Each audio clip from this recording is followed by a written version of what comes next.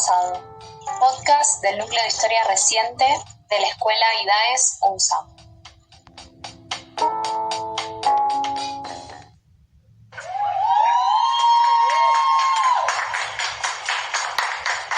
Vocês não terão mais ONGs para saciar a fome de mortadela de vocês.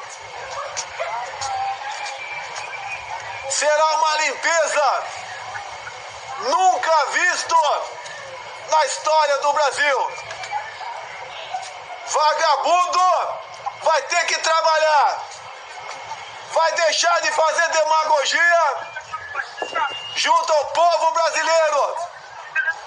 Vocês verão as instituições sendo reconhecidas. Vocês verão umas Forças Armadas altivas que estará colaborando com o futuro do Brasil.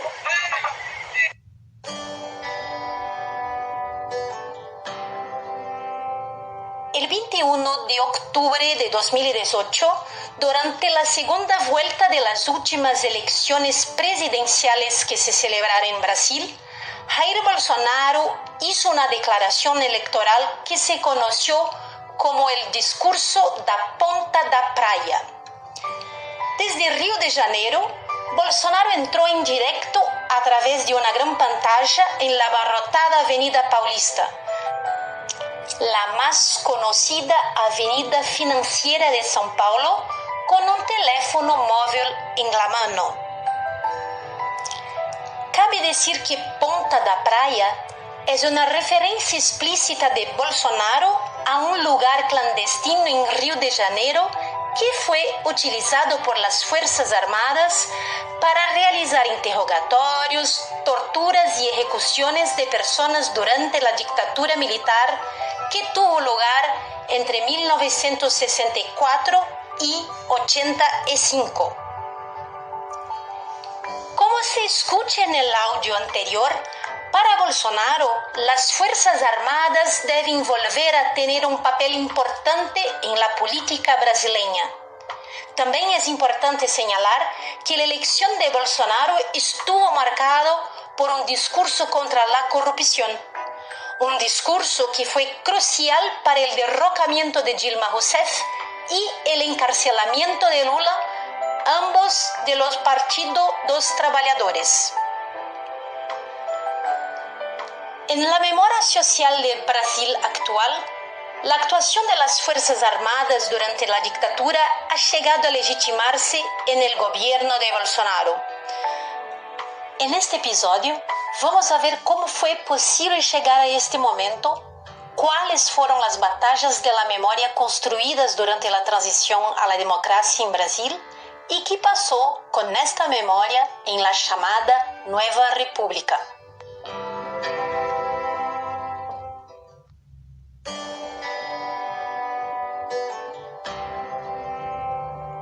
Mi nombre es Angélica Miller y soy profesora de Historia de Brasil en la Universidad Federal Fluminense, Rio de Janeiro, Brasil.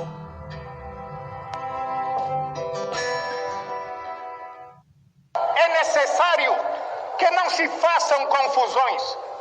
Sabe-se bem que há hoje no mundo inteiro um elemento novo que se chama terrorismo.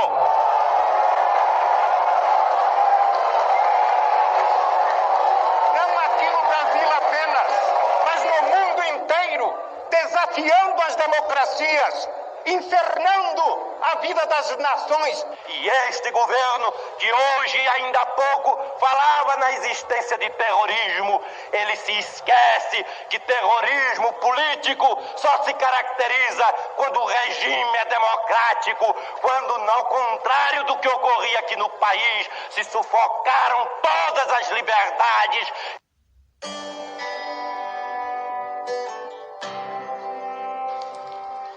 Acabamos de escuchar fragmentos de la tensa sesión del Congreso Nacional de agosto de 79, en la que se proclamó la ley de la amnistía negociada por la dictadura militar con el Congreso.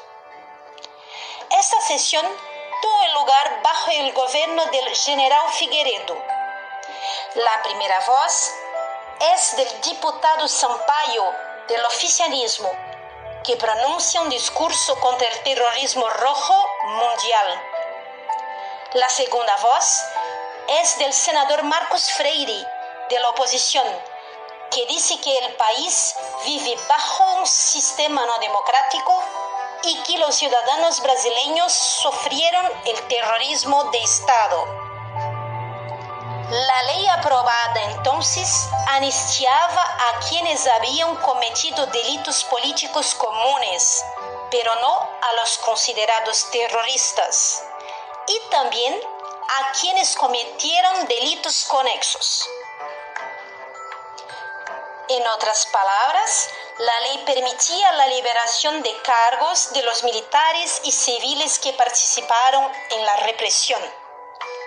También en ese momento empezó a cristalizarse una memoria de la dictadura, producida, por un lado, por los propios militantes que participaron en las acciones armadas y por otro, por los miembros del gobierno que actuaron en la represión. Dentro de las imágenes de la época circulaban las representaciones de jóvenes héroes románticos que luchaban por su ideal y que por ello el Estado combatía estas acciones para proteger a la nación del considerado peligro comunista. Se difundió la idea de que las graves violaciones de los derechos humanos en este contexto eran casos aislados. Los militares fueron muy hábiles en la hora de negociar una salida de la dictadura en los años 80. Salvaguardaron su corporación, sus beneficios y siguieron teniendo su propio sistema de justicia. Sobre todo, aseguraron una cláusula para impedir que se modificara la ley de amnistía. Por lo tanto, consiguieron que no se les castigara por los delitos cometidos. La negociación tuvo éxito, ya que ni la Constitución de 88, ni los distintos gobiernos y el Tribunal Supremo del país tocaron este tema hasta 2010. En este periodo, los militares volvieron a los cuarteles, dejaron la escena pública con una imagen básicamente inmaculada. Los militares, en su mayoría, siguieron sosteniendo que no hubo golpe de Estado en 64 y que, si hubo torturas y muertes, solo fueron excesos. La lucha por deshacer esta imagen estuvo del lado de la sociedad civil y bastante restringida a los grupos que actuaron en defensa de los derechos humanos, como la organización Tortura Nunca Más y el grupo de familiares de los muertos y desaparecidos políticos, con la ayuda de los grupos de la Iglesia Católica y partidos de izquierda. Durante el gobierno de Fernando Henrique Cardoso, se creó la Comisión Especial de Muertos y Desaparecidos en 95, así como la Comisión de Amnistía en 2002. Ambos pretendían reparar moral y económicamente las víctimas del régimen, saltándose los pasos de la verdad y la memoria que guían el camino hacia la justicia transicional. Sin embargo, estas comisiones no tenían la función de responsabilizar penalmente a los militares y civiles que cometieron graves violaciones a los derechos humanos. Sin embargo, en noviembre de 2010, la Corte Interamericana de Derechos Humanos hizo pública la sentencia del caso Gomes Lunde y otros, la llamada guerrilla de Araguaia, contra el Estado brasileño. En esta sentencia, la Corte declaró que las disposiciones de la ley de amnistía brasileña que impiden la investigación y sanción de las violaciones graves de los derechos humanos son incompatibles con la Convención Americana. Esto permitió que se responsabilizara a Brasil por los crímenes cometidos. En respuesta, en noviembre de 2011 le correspondió el gobierno brasileño, en la persona de la presidenta Dilma Rousseff, una ex guerrillera, firmar dos importantes leyes: la Ley de Acceso a la Información y la ley que creó la Comisión Nacional de la Verdad.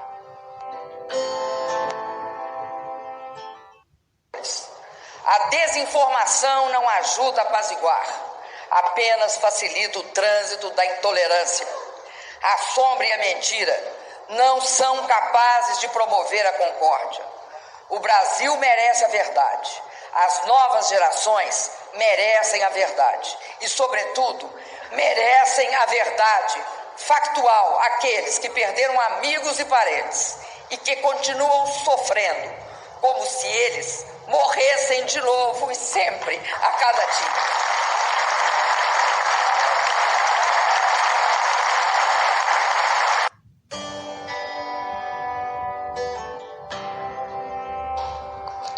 Acabamos de escuchar a la presidenta Dilma Rousseff en la ceremonia de juramento de los miembros de la Comisión Nacional de la Verdad el 16 de mayo de 2012.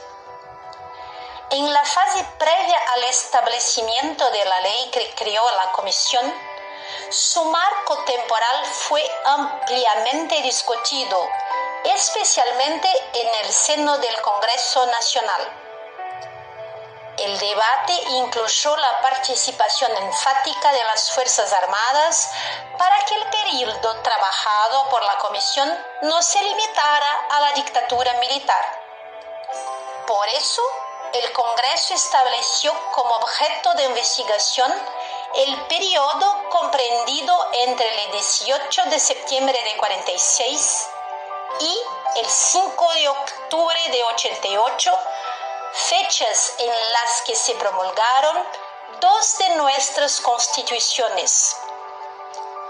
Este hecho no es menor, ya que las Fuerzas Armadas siempre rechazaron que se concebiera a su gobierno como una dictadura militar.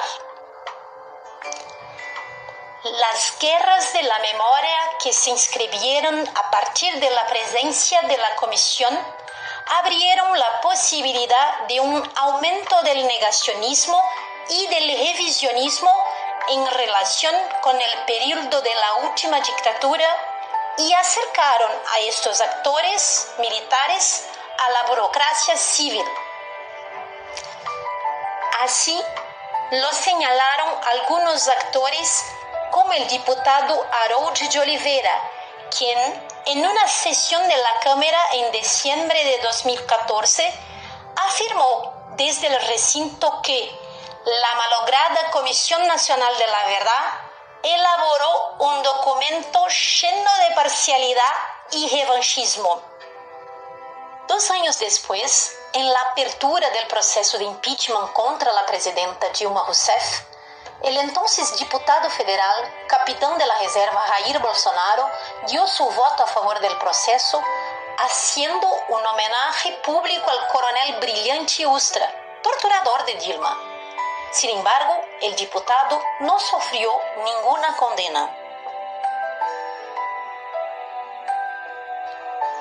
Después del impeachment, los militares dejaron el rito discursivo para ocupar puestos importantes en la administración federal. El vicepresidente Michel Temer, que asumió la presidencia, nombró al general Sergio Echegóin, hijo de un militar importante del gobierno dictatorial, en su cargo de seguridad institucional quien modificó el reglamento de la Defensa Nacional, cambiando incluso su nombre por el Seguridad Nacional, en un recordatorio de la doctrina de seguridad nacional, y se convirtió en el hombre fuerte del gobierno. En febrero de 2018, Río de Janeiro fue sometida a una intervención militar y, poco antes de las elecciones de octubre de ese mismo año, por primera vez en la historia del país, un general de la Reserva se convirtió en asesor del presidente del Tribunal Supremo.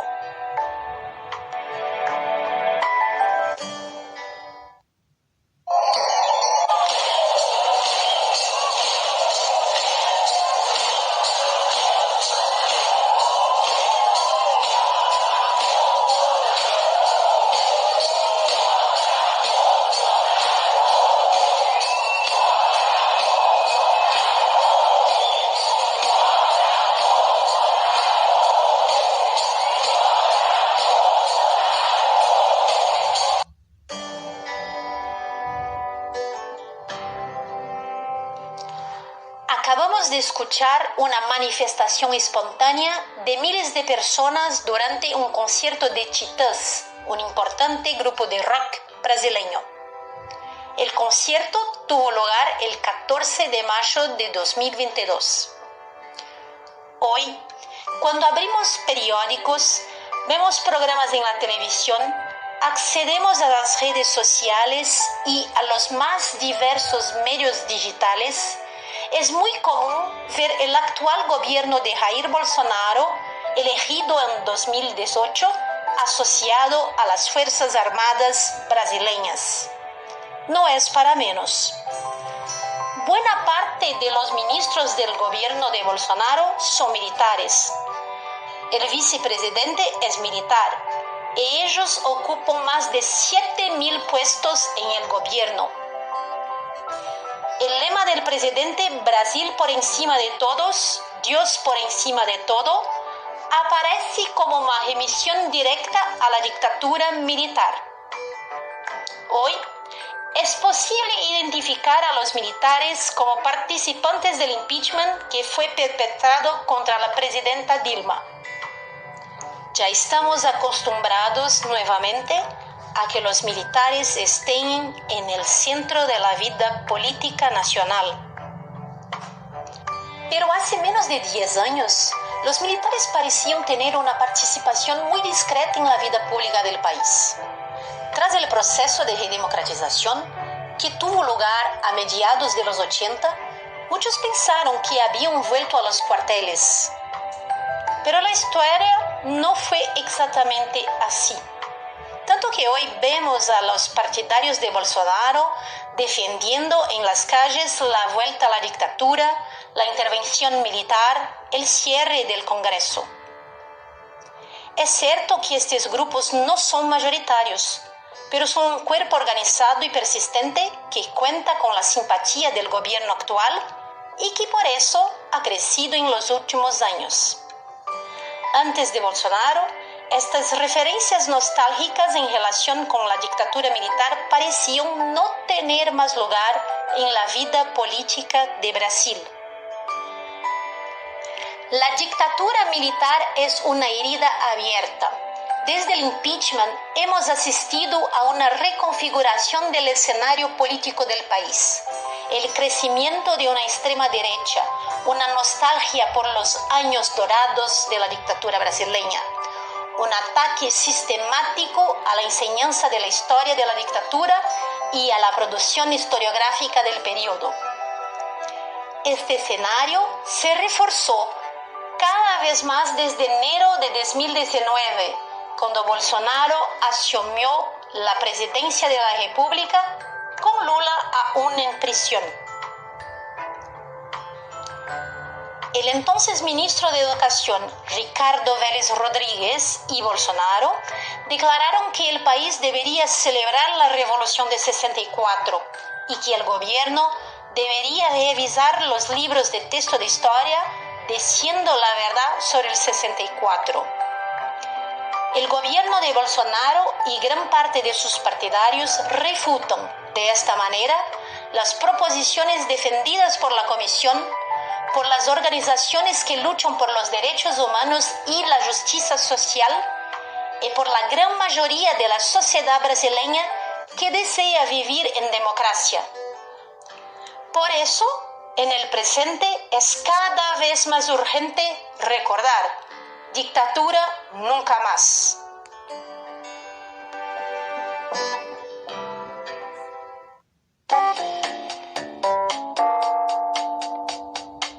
Esto fue Territorios del Pasado. Si querés comunicarte con nosotros, podés escribirnos a nucleohistoriareciente@gmail.com o buscarnos en las redes. En Twitter somos @nucleoidaes y en Facebook Núcleo de Historia Reciente y Daes UNSAM.